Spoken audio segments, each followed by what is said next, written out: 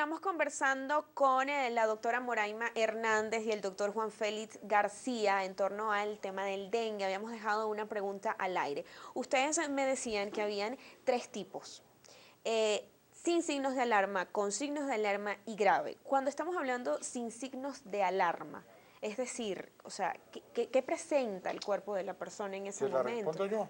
Por favor. Le recuerdo que voy a hablar por la parte pediátrica. Ok.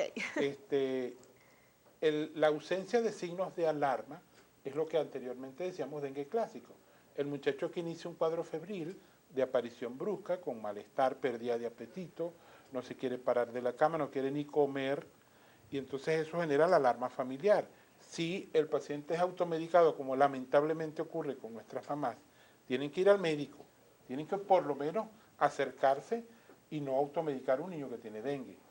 Entonces, en ese momento, si las cosas avanzan, el niño va a presentar erupción, luego esa erupción va a picar, y si la historia natural transcurre, usted va a ver que el pico febril inicial desaparece con o sin tratamiento y viene un periodo de calma que dura pocas horas o algunos días para luego aparecer un segundo pico febril, y eso es lo que define la dengue como una enfermedad bifásica. Primer componente febril, luego una calma clínica, luego un segundo componente febril, y en el segundo componente febril hay que estar muy pendiente, que es el momento en el que podrían aparecer algunas de las complicaciones. Si todo sale bien, ese niño elevará sus plaquetas, que están bajas desde el principio de la enfermedad y que están bajos también sus glóbulos blancos, los irá elevando de tal manera que el médico podría medicar ambulatoriamente, tranquilizar a los familiares y dar algunos otros consejos, sobre todo el de la hidratación. La hidratación es fundamental en el paciente pediátrico porque de eso depende de que el paciente, al no deshidratarse, no vaya a exponerse a algunas complicaciones. Si usted mantiene al paciente pediátrico deshidratado, bueno, pues pueden pasar algunas cosas como aparecer signos de alarma, y ese signo de alarma pediátrico en el niño es la distensión abdominal, es la tos. Por eso es que cuando uno tiene a la mamá enfrente y tiene el diagnóstico clínico, que la mayor parte de nuestros diagnósticos son clínicos, y por eso es que nuestros médicos venezolanos son grandes clínicos, porque saben discriminar, examinar y hacer diagnósticos diferenciales. Cuando usted tiene un muchachito en la camilla clínica y usted lo tiene con un síndrome febril, usted tiene que sentarse a pensar, ¿qué tengo enfrente? ¿Cuáles son las enfermedades más frecuentes en nuestro medio? El dengue. ¿Cuál tipo de dengue? En el nombre de Dios veré qué me dice la estadística y la epidemiología. ¿Qué puede ser un Zika? ¿Qué puede ser un chikungunya? Que son enfermedades muy parecidas. Muy parecidas. Muy parecidas, créame. Y lo ideal en estos casos sería que el laboratorio nos confirmara de qué se trata esa enfermedad febril aguda con erupción. Porque así nos llega, enfermedad febril aguda con erupción, que es, está circulando en Venezuela el dengue, está circulando en Venezuela el Zika, está circulando en Venezuela el chikungunya, por todos lados. Y encima de eso está circulando en Venezuela el virus de la influenza. ¿Qué características tienen entre ellos? La aparición brusca en pediatría. Estoy hablando de pediatría. Sí, ya vamos a ir con la doctora Moraima porque para ella que hace también medicina interna y yo no puedo. Entonces, fíjense bien, está circulando también el virus de la influenza. Y en todos estos casos es una enfermedad de aparición brusca. El cuadro febril es de aparición brusca. El malestar, el dolor muscular, el dolor articular, la pérdida del apetito, el quejido, la tos y la distensión maxilar. Muchas de estas cosas son de aparición brusca. ¿Y el grado de esa fiebre cuál es? Inicialmente, bueno, fíjese que la fiebre en el paciente nuestro puede ser una respuesta individual. Hay pacientes que responden frente a un cuadro infeccioso con una pobre o moderada elevación de la temperatura. Cuando hablamos pobre o moderada, hablamos de... Pequeña, baja. Pero en grado sería... 38.5, y hay otros que responden elevando la temperatura a 39 hasta 40 grados. De tal manera que también en relación a la temperatura y su medición es una respuesta individual, pero hay fiebre. Esa fiebre me puede durar con o sin tratamiento 2-3 días. Como le decía, viene el periodo de calma y varios días después aparece un segundo componente febril.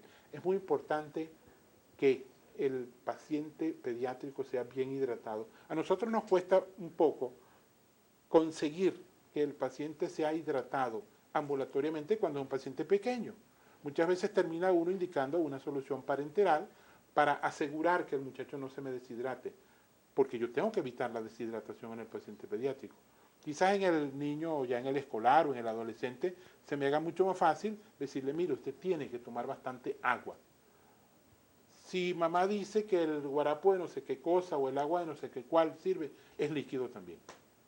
Doctora, esto es el comportamiento en los niños, pero en los adultos, ¿cómo es el comportamiento del dengue? Más o menos Y, igual. bueno, y esta clasificación, o sea, cuando hablamos en un adulto que no tiene signos de alarma o sí tiene signos de alarma o llega a ser grave, ¿cómo es ese comportamiento? ¿Cómo es ese paso entre esos tres tipos de dengue? Sí, nosotros en los últimos años realmente no vemos el comportamiento de esa fiebre bifásica que describe el doctor, que dura 3 días y después se va y vuelve a aparecer. ¿Eso solo pasa en los niños? Generalmente, no, eso está escrito también para los adultos, pero nosotros, digamos que tenemos tantos años conviviendo con el dengue en nuestro país, generalmente vemos que el paciente, la mayoría de ellos se mantienen con fiebre continua. Generalmente puede durar un promedio de 5 días.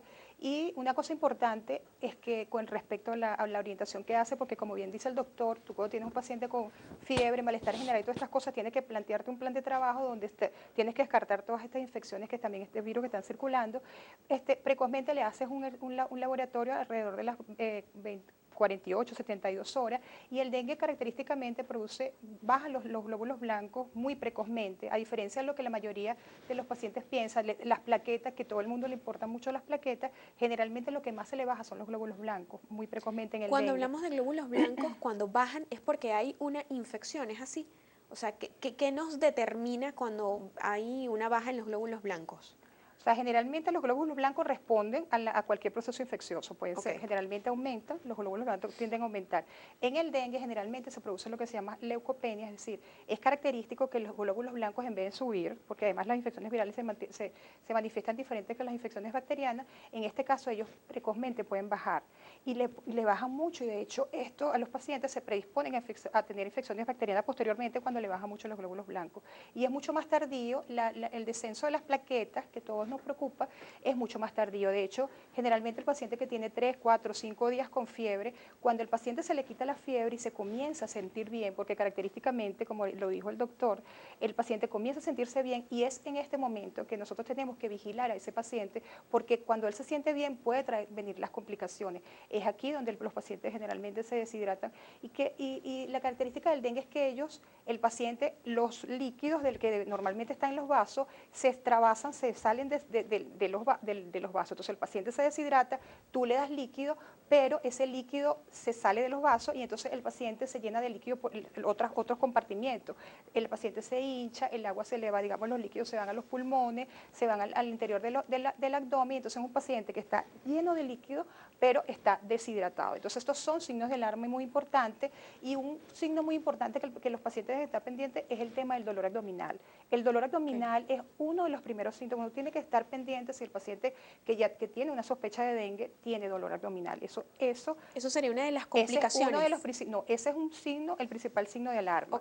Es lo que estoy diciendo, esta dificultad para respirar, o igualmente cuando el paciente comienza a tener tos, que habla de que pueda tener líquido a nivel de los pulmones, el paciente que comienza a tener manifestaciones de sangrado, que principalmente son lo que llamamos petequias, que son lesiones de sangrados pequeños en la piel, o puede tener sangrado en las encías. ¿Dónde puede iniciarse este sangrado, doctora?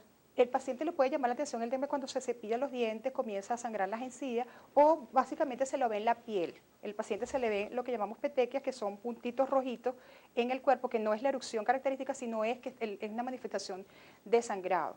Y también aquellas manifestaciones, por ejemplo, de toque en otros órganos. Por ejemplo, el paciente puede cursar con una hepatitis producida también por el virus, puede también tener toque a nivel cardíaco, que puede ser una miocarditis, o además también síntomas a nivel del sistema nervioso central, que todos esos son signos de alarma. Entonces, este paciente que comienza teniendo signos de alarma, esto puede progresar, y este paciente la deshidratación, porque más allá de lo que la complicación del dengue puede ser la hemorrágica, puede ser la hemorragia, pero es que principalmente es que el paciente se choca. Lo que llamamos de choque es que el paciente está muy severamente deshidratado. Entonces, por eso es muy importante el manejo desde el inicio de la sintomatología, que el paciente, básicamente uno dice, bueno, a todo el mundo le mandan a tomar líquidos, pero es que es muy importante, sobre todo en el dengue. Doctora, usted hablaba de el aumento en los glóbulos blancos y las plaquetas, pero ¿cuáles son esos niveles normales y qué es lo que hace el dengue que suban?